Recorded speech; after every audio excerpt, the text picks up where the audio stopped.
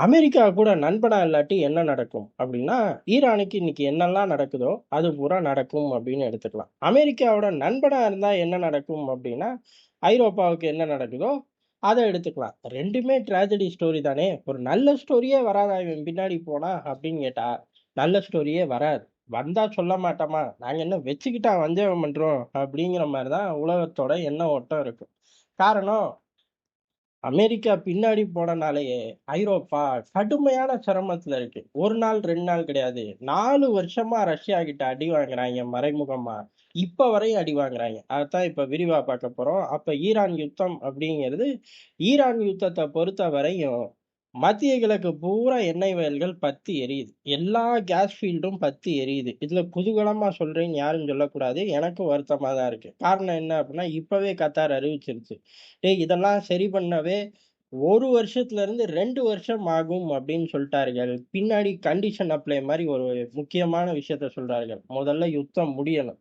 அப்பதான் நான் சொன்ன இந்த டைம்லைன் கூட ஒத்து வருமா, ஒத்து வராதான்னு தெரியும். ஏன் அப்படின்னா, முக்கியமா இப்ப உள்ள நிலைமைப்படி ஒரு 16, 17% அடி வாங்கும்.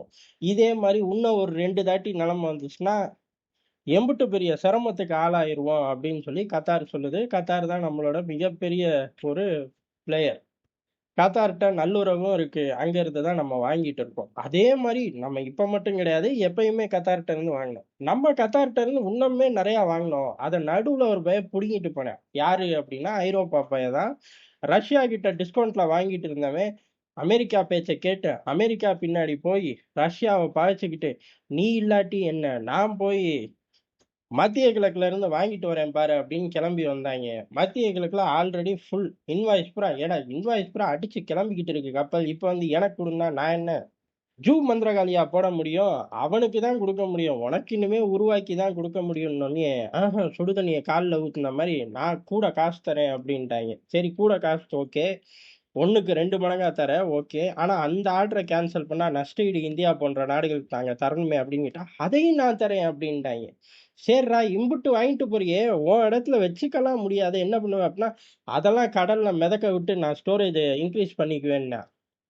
ஆக மொத்தம் நாடு திவால் ஆகப் போகுது. அவன் அவன் யுத்தம் போட்டு திவால் ஆவான். நீ யுத்தத்த பக்கத்துல இருந்து வேடிக்கை பார்த்தே திவால் ஆகிற அப்படின்னு வரலாறு நாளைக்கு கேவலமா பேசும் அப்படின்னு ஊரும் சொன்னுச்சு, உலகமும் சொன்னுச்சு, நம்மளும் சொன்னோம். ஐரோப்பா கேட்டபாடு இல்ல. இல்லையே அவன் ஒண்ணும் திவால் ஆகல, ஐஎம்எஃப் வாசல்ல நிக்கல அப்படின்னு நம்ம ஆட்கள் யாரும் கேட்கக்கூடாது. பாகிஸ்தான் போன்ற நாடுகள் தான் திவாலாகி ஐஎம்எஃப் வாசல்ல நிக்கும். ஐரோப்பா திவால் ஆகுது அப்படின்னா ஐஎம்எஃப் வாசல்ல எல்லாம் நிக்காது. அவனுங்களோட ரேட்டிங்கே வேற விதமா இருக்கும். அப்பவே அப்பேற்பட்ட சிரமம் ஐரோப்பாவுக்கு. இப்ப கத்தாரோட நிலைமைய பார்த்து மிரண்டு போயிட்டாய்ங்க. ரஷ்யா கிட்ட போய் நிக்கிறாய்ங்க. அமெரிக்கா தன் பங்குக்கு ரஷ்யாவோட கச்சா எண்ணெய் தான் நான் தடைகள்லாம் நீக்கிட்டேனே அப்படின்ட்டாய்ங்க. ரஷ்யா உடனே அவன் தடை வைக்கிறான், தடை வைக்கலைங்கிறதெல்லாம் 2வது. நீ எதுக்கு கூச்சுக்கிட்டு வந்து என் வீட்டு வாசல்ல நிக்கிற? ஓடிப்போ நாயே அப்படின்ட்டாய்ங்க. அப்படியே சொல்லிட்டாங்களான்னு கேட்கக்கூடாது.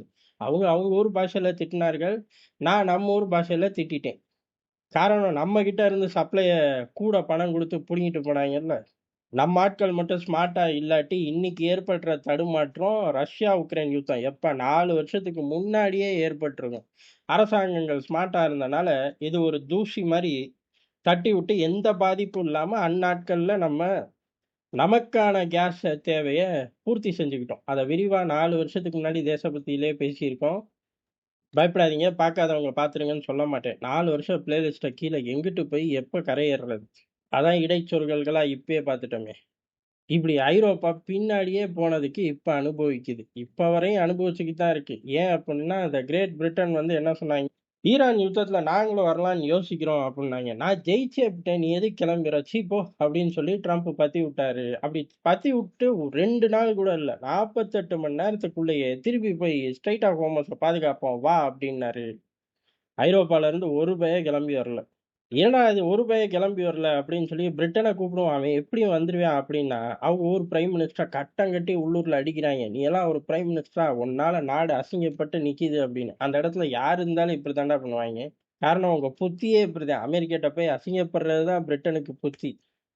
காரணம் அவன் ஏறக்குறைய விமானம் தாங்கி கப்பலு, அதுக்கு துணை கப்பலு, அதுக்கடுத்து 2 விமானம் தாங்கி கப்பல்ன்னு அவன் ஏகபோக ராணுவ வலிமை அனுப்பிச்சு விட்டு ஒரு இடத்துல கலவரம் பண்ணுவான். ஜெயிக்கிறான், ஜெயிக்கலைங்கிறதுலாம் 2வது விஷயம்.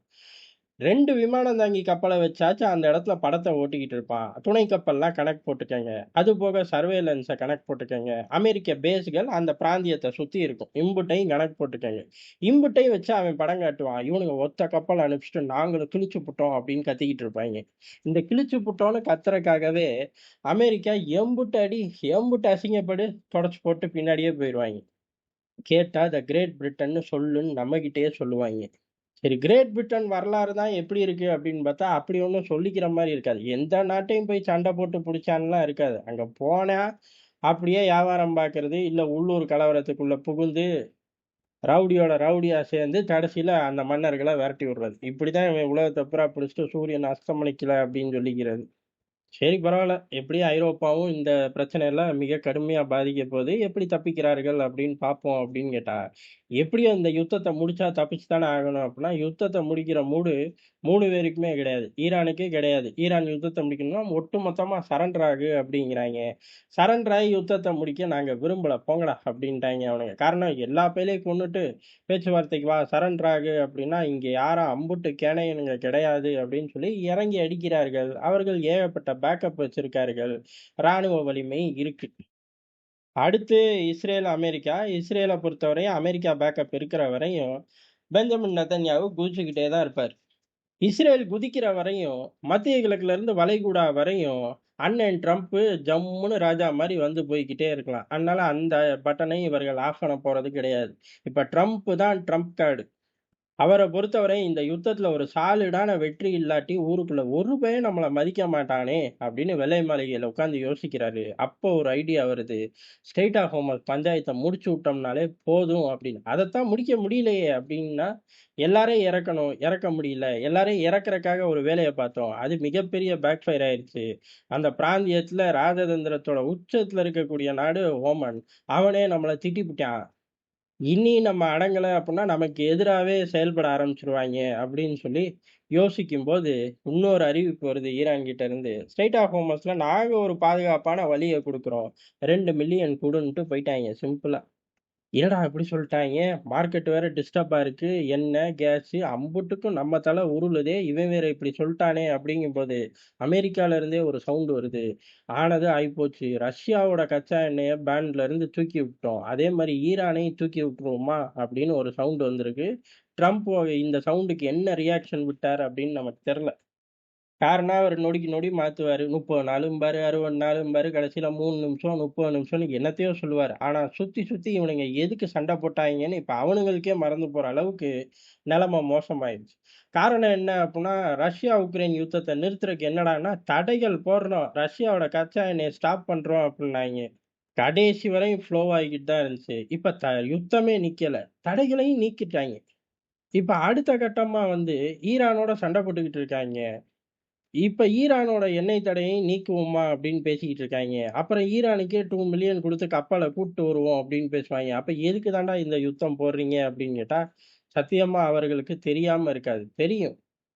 வெளிப்படையான உண்மை அப்படின்னு பார்த்தோம்னா, ஈரானோட ஆயில் அமெரிக்கா கண்ட்ரோல்ல இருக்கணும் அப்படிங்கிறது தான்.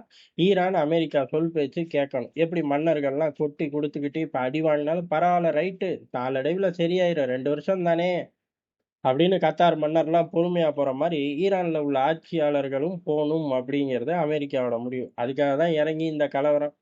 ஆனா இந்த கலவரம் அமெரிக்கா நெனச்ச திசைக்கு போகல.